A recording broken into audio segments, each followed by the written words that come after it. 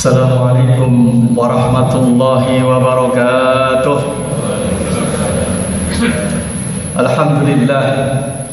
Alhamdulillahilladzi khalaqas samawati wal ard wa ikhtilafil laili wan nahari la ayatin liulil albab. Ashhadu an la ilaha illallah wahdahu la syarika lah. Lahul mulku wa lahul hamdu yuhyi wa yumitu wa huwa ala kulli syai'in qadir.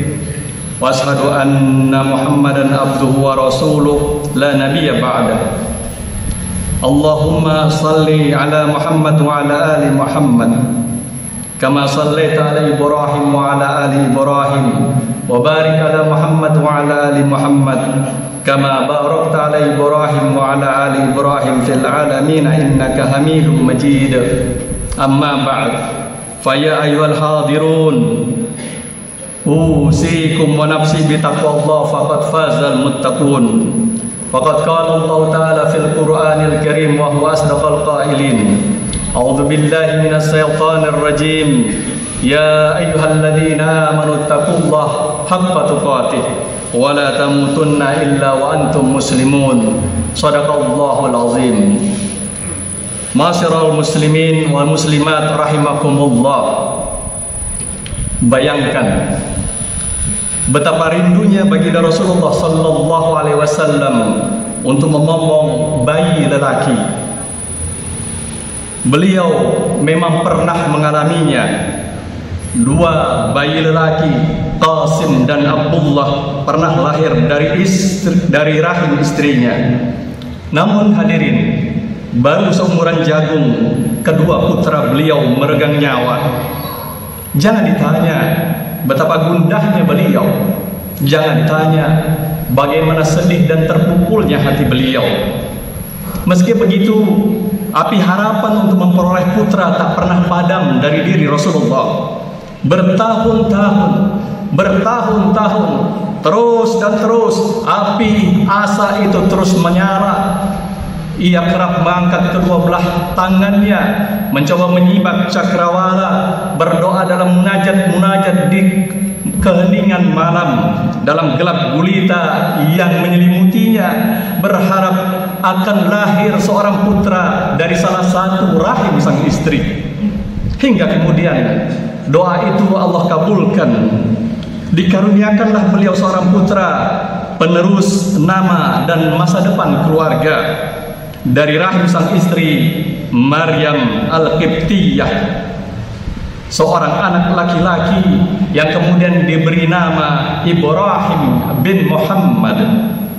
Tentu saja Rasulullah bersyukur atas karunia itu. Rona wajahnya dipenuhi dengan cahaya kegembiraan, suaranya memperdengarkan nada kebahagiaan, matanya memancarkan kesukacitaan, bahasa tubuhnya mencerminkan kesenangan. Berulang kali digendong, ditimang dan diciumi sang buah hati. Tak pernah bosan.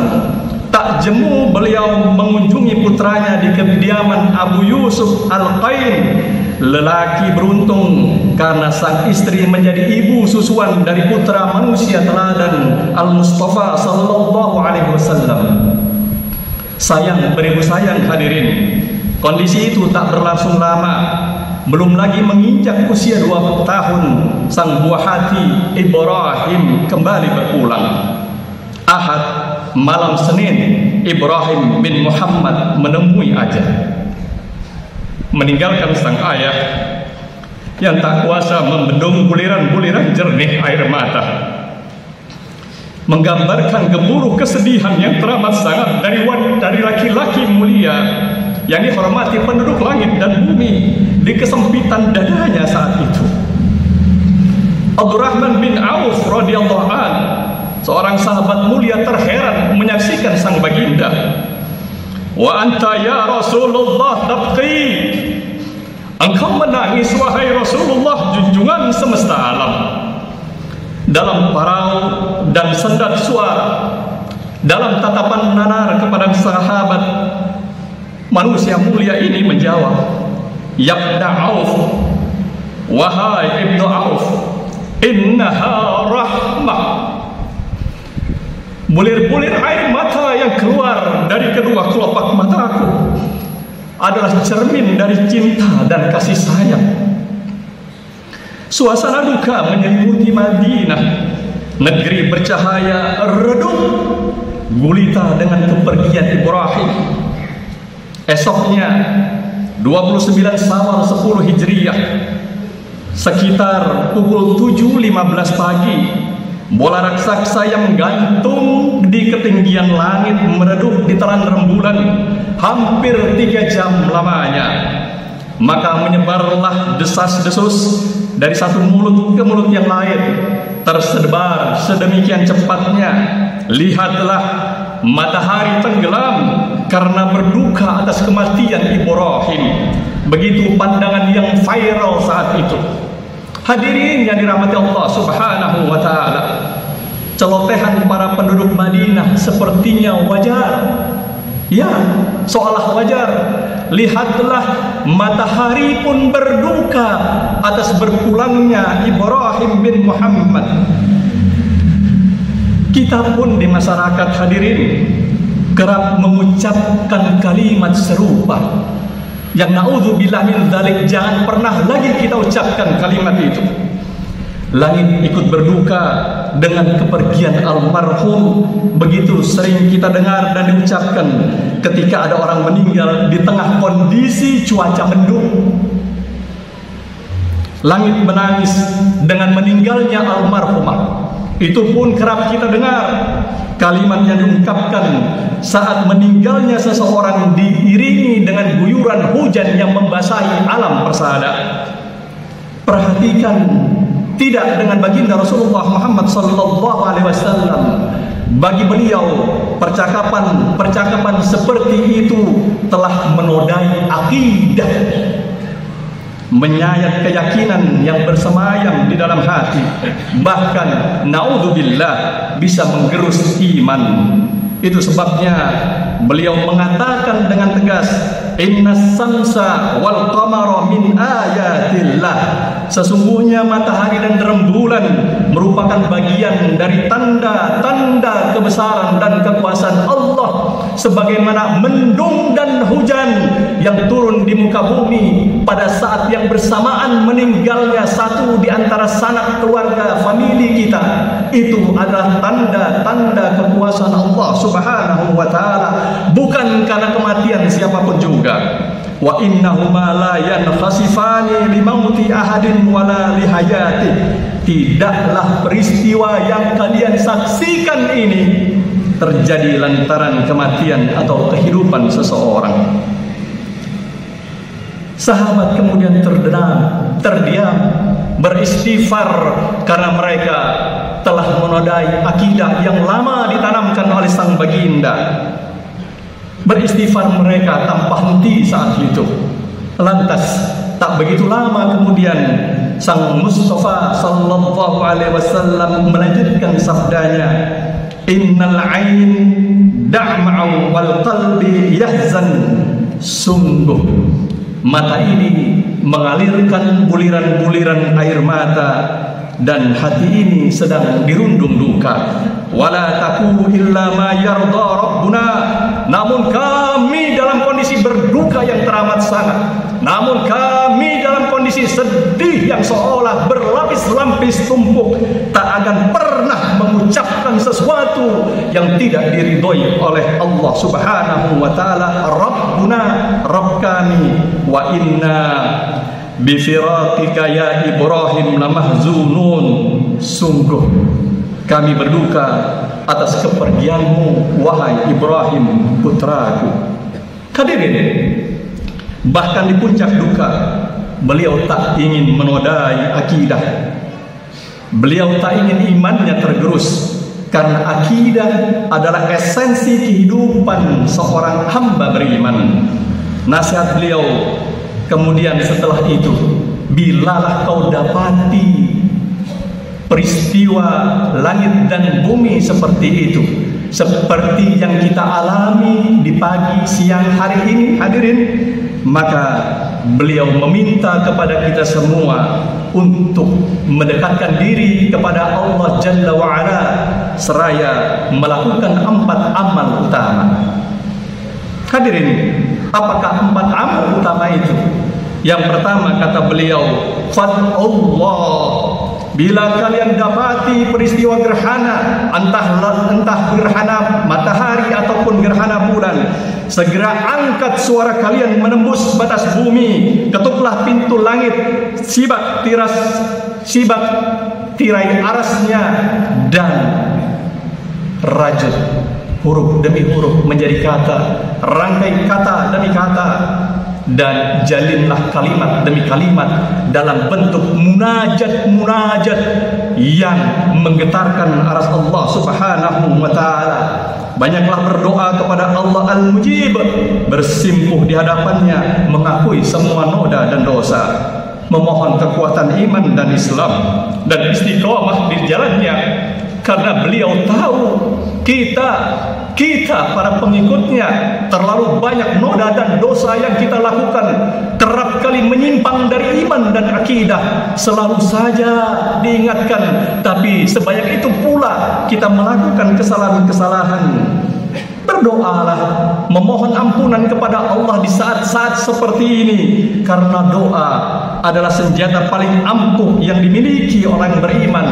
Yabna Adam, wahai anak keturunan Adam, innaka ma da'autani wa rajautani, sungguhnya engkau berdoa kepadaku dan engkau memohon kepadaku, ghafartu laka ala ma kana mink, aku akan ampuni semuanya, wala ubali, tak peduli aku sebanyak apapun dosa yang kau miliki. Yabna Adam, wahai anak keturunan Adam, lau balagat dunubuka ananas sama, seandainya dosa-dosa yang kau tumpuk, maksiat-maksiat yang kau kerjakan, noda-noda yang kau tebarkan, sebanyak awan yang menggantung di langit nun jauh sana, tsummastaghfartani, kemudian engkau meminta ampunan kepadaku, kata Allah, ghafartulah, tak ada alasanku untuk tidak mengampuni dosa-dosa kalian.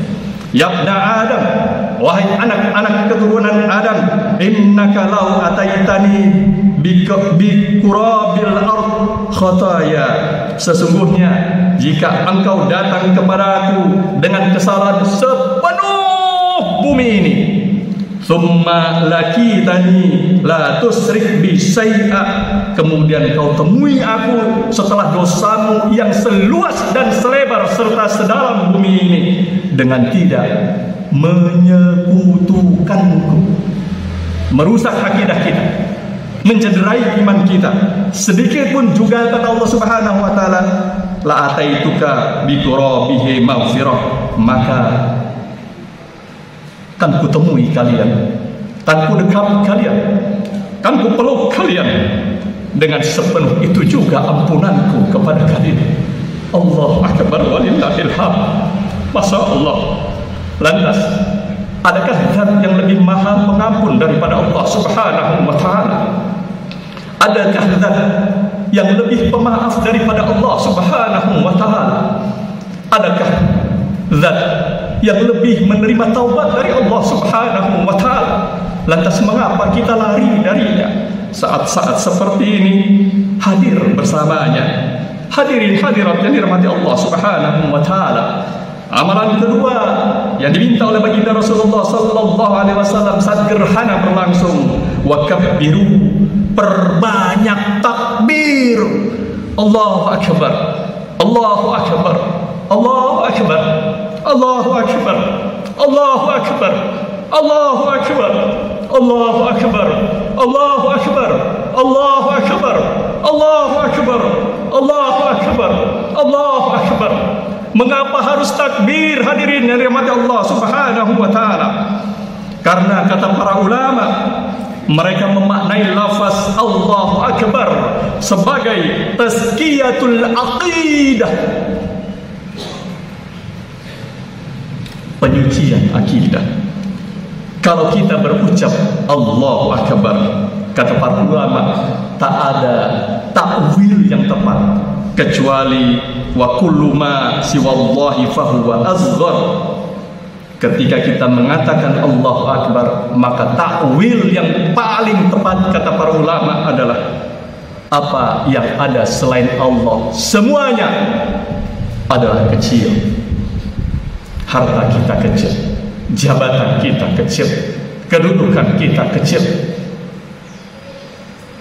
Apapun yang selama ini kita anggap besar, kita bersandar kepadanya, kita bangga-banggakan dia, maka sungguh bagi yang melafadzkan takbir dengan penuh kesungguhan, wa kullu ma siwallahi fahuwa asghar, semua itu adalah kecil. Saat ini hadirin, kita diperintahkan Rasulullah untuk menyatakan diri kecil di hadapan Allah. Bahkan senyatanya di hadapan makhluk Allah yang lain kita teramat kecil. Tahukah kita seluruh alam semesta ini berada di dalam sebuah gelembung yang ribuan kali lebih kecil dari kepala peniti. Seluruh alam semesta ini hanyalah sebuah gelembung yang ada di ujung peniti. Matahari kita hanyalah satu dari 100 miliar bintang di galaksi Bima Sakti kita. Ukurannya sebesar kelereng dibandingkan dengan bintang Arcturus, dan Arcturus hanya sebesar biji gotri. Galaksi kita hadirin Bima Sakti hanya satu di antara 2 triliun galaksi di alam semesta, di mana galaksi terkecil memuat tidak kurang dari 10 juta bintang, dan galaksi terbesar yang diketahui kini dihuni oleh 1 triliun bintang. Lalu pertanyaannya, seberapa besar diri kita hadirin? Seberapa besar diri kita hadirin yang rahmati Allah Subhanahu wa ta'ala? Bahkan sebutir pasir di tengah Sahara nan luas tak bertepi masih jauh lebih besar dibandingkan diri kita di tengah-tengah samudra alam semesta. Lantas, masihkah kita sombong untuk tidak bersujud di hadapan Allah? Masihkah kita angkuh sehingga lisan ini tidak mau berzikir kepadanya?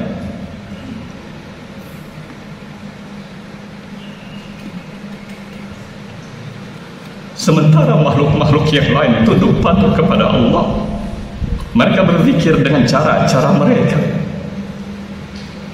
Tusabbihu lahu samawati wa sab'u wa immin wal ardi wa ma fihinna syai'un illa yusabbihu bihamdihi walakinna la tafqahuna tasbihahum. Kita saja yang tidak faham mereka. Maka sekali lagi, detik-detik yang berlalu dikala gerhana seperti ini terjadi, mari sesaki hati dan dada kita dengan lafaz takbir, Allahu Akbar, Allahu Akbar, Allahu Akbar, Allahu Akbar, Allahu Akbar walillahil hamd. Kecilkan diri kita di hadapan Sang Maha Besar. Allahu Akbar, Allahu Akbar, Allahu Akbar walillahil hamd. Tidaklah jabatan, kekayaan, keturunan dan segala yang kita genggam dari dunia ini kecuali semuanya kecil. Allahu Akbar, Allahu Akbar, Allahu Akbar, Allahu Akbar. Mari bersihkan akidah kita dari Tuhan jabatan, dari Tuhan kekayaan, dari Tuhan keturunan, dari Tuhan-Tuhan lain selain Allah. Allahu Akbar, Allahu Akbar, Allahu Akbar, Allahu Akbar, Allahu Akbar walillahil hamd. Hadirin yang berbahagia, amalan ketiga yang menjadi sunnah Rasul adalah wasallu, kata beliau, tegakkan salat ketika mentari perlahan redup seolah ditelan rembulan. Alhamdulillah, amalan ketiga ini baru saja kita tegakkan. Sejatinya hadirin, salat adalah sarana hamba dalam menginternalisasikan nilai-nilai kebaikan ke dalam hatinya. Khairu mawdu'in, kalau saat ini kita tegakkan salat kusuf, sebenarnya kita sedang menunjukkan kepatuhan dan ketundukan total kita kepada Allah. Kita ingin memupus cemburu Allah. Kalau kita tadi salat 2 rakaat, sesungguhnya kita sedang memupus cemburu Allah akibat kemaksiatan-kemaksiatan yang selama ini kita buat. sebagaimana yang disabdakan oleh sang baginda sallallahu alaihi wasallam, innallaha yagharu wa innal mu'min yaghar. Sesungguhnya Allah memiliki rasa cemburu dan orang mukmin pun memiliki rasa cemburu yang sama. Wa ghairatullah ayyatiyal mu'min ma harrama alaih. Kecemburuan Allah Subhanahu wa taala adalah manakala dia melihat seorang mukmin melakukan kemaksiatan, melakukan apa yang diharamkan atas dirinya. Makanya kita salat, karena salat adalah mi'rajul mukmin wa muwajahah, titik temu untuk berjumpa muwajahah dengan Allah Jalla wa Ala, kesempatan emas bagi seorang pecinta untuk bertemu dengan sang kekasih. Salat yang kita lakukan barusan dia tak lain adalah saktah, jeda bagi kita untuk berhenti sejenak dari hiruk pikuk dunia, dari penjajahan dunia, agar kita kembali mengingat tujuan hidup kita sebagai hamba di hadapan Sang Pencipta. Hadirin yang dirahmati Allah, dirindukan baginda Rasulullah sallallahu alaihi wasallam, dirindukan surga dan dinanti para penduduk-penduduk langit. Amal yang keempat yang perlu ditegakkan di kala gerhana menyambangi kita adalah watasaddaqu. Ulurkan tanganmu panjang, dan semakin panjang untuk bersedekah, karena sedekah adalah pemupus segala dosa, seperti yang dikatakan oleh Rasulullah sallallahu alaihi wasallam, as-sadaqatu tudfi'ul khati'ah kama yudfi'ul ma'an nar. Sedekah dapat menghapus dosa sebagaimana air memadamkan api, karena sedekah akan menghadirkan syafaat kelak di akhirat. Bukankah para penggemar sedekah akan menjadi salah satu dari 7 golongan yang akan dinaungi oleh syafaat Allah Subhanahu wa taala, tak kala tidak ada naungan kecuali hanya naungan dari Allah. Sab'atun yuzilluhumullahu fi zillah yauma la zilla illa zilluh. Keduanya syafaat dan ampunan dari Allah Subhanahu wa taala saat ini kita butuhkan di penghujung akhir bulan Ramadan. Karena sungguh kita adalah makhluk yang dhaif, tak berbilang kesalahan sudah kita perbuat secara sadar ataupun sengaja, ataupun tidak sadar dan tidak sengaja, karena keangkuhan atau karena kebodohan kita semata. Masyarul muslimin wal muslimat rahimakumullah. Kini ketika kita berada di ujung Ramadan 1444 Hijriah, di mana Allah membuka luas pintu taubat dan maghfirah, di mana zikir, salat, sedekah menjadi amalan-amalan utama di bulan ini. Di saat yang sama gerhana matahari terjadi, waktu yang sangat dianjurkan untuk berdoa, memohon ampunan, bertakbir, salat dan sedekah. Bukankah dua momen besar ini menyatu menjadi satu? Maka semakin luaslah pengampunan dan taubat Allah, semakin dalam cinta dan kasih sayang Allah, semakin tak berbilang balasan atas kebaikan yang kita lakukan. Maka mari memperbanyak doa, bertakbir dan bersedekah, mengecilkan diri di hadapan Allah sembari membesarkan hati untuk membantu sesama. Semoga Allah Al-Hafiz menjaga kita semua, dan saatnya kita hampiri Allah Jalla wa'ala dengan ketundukan hati, dengan ketawaduan diri, dengan kekhusyuan jiwa, dengan kejernihan telaga sanubari, berdoa kepada Allah Subhanahu wa taala As-Sami' Al-Basir Al-Mujib, dan kepada Allah Jalla wa'ala yang senantiasa mengabulkan setiap pinta-pinta kita. A'udzubillahi minasyaitonir rajim. Innallaha wa malaikatahu yusholluna 'alan nabi. Ya ayyuhalladzina amanu shallu 'alaihi wa sallimu taslima. Allahumma shalli 'ala Muhammad wa 'ala ali Muhammad kama shallaita 'ala Ibrahim wa 'ala ali Ibrahim, wa barik 'ala Muhammad wa 'ala ali Muhammad kama barakta 'ala Ibrahim wa 'ala ali Ibrahim fil alamin innaka Hamidum Majid. Allahumma ighfir lil mu'minina wal mu'minat والمسلمين والمسلمات الأحياء منهم والأموات إنك سميع قريب مجيب دعوات يا قاضي الحاجة اللهم إنا نستغفرك إنك فأرسل السماء علينا مدرارا اللهم إنا نعوذ بك من الذنوب التي تمنع غيث السماء اللهم اغفر لنا ولوالدينا وارحمهم كما ربونا صغارا ربنا تقبل منا صلاتنا وصيامنا وقيامنا وركوعنا وسجودنا وخشوعنا وتضرعنا يا أرحم الراحمين اللهم تقبل منا أعمالنا في رمضان يا الله في رمضان ربنا ظلمنا أنفسنا وإن لم تغفر لنا وترحمنا لنكونن من الخاسرين اللهم انصر مجاهدين في كل مكان اللهم اعز الإسلام والمسلمين والمؤمنين في فلسطين في كشمير وفي كل مكان ربنا تقبل منا إنك أنت السميع العليم وتب علينا إنك أنت التواب الرحيم ربنا آتنا في الدنيا حسنة وفي الآخرة حسنة وقنا عذاب النار عباد الله إن الله يأمر بالعدل والإحسان وإيتاء ذي القربى وينهى عن الفحشاء والمنكر ولذكر الله أكبر والسلام عليكم ورحمة الله وبركاته.